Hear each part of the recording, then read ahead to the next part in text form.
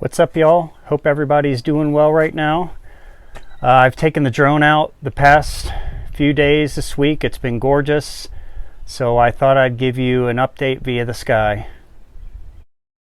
The weather's been super gorgeous here the past couple of weeks. It's been really nice to get out and start working the land. Got the tiller on the tractor, getting busy. It's been go time here.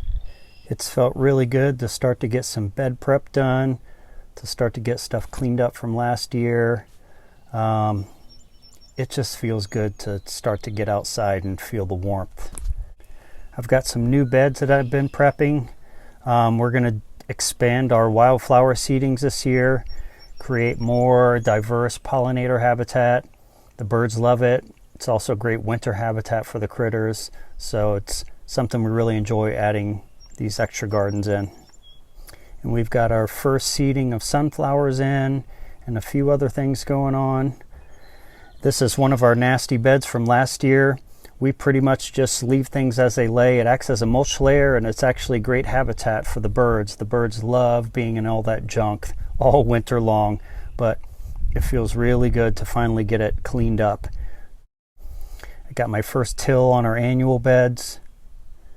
You can see the fabric's a little bit of a mess, but we're mid progress, so things are happening. You can see the plastic is still missing off of our greenhouse there. We didn't get any bad freezes, and it's something that we're looking to afford to do later on in the season, so we didn't really worry about getting too crazy getting it plastic back up. Jen's been busy getting her flower cottage decorated. You see the little beautiful installation she has on the front there. We're excited to get more use out of this cottage this year too. We hope everybody's doing good out there and keeping strong.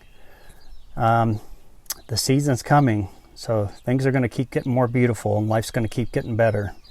We'll see you guys next time.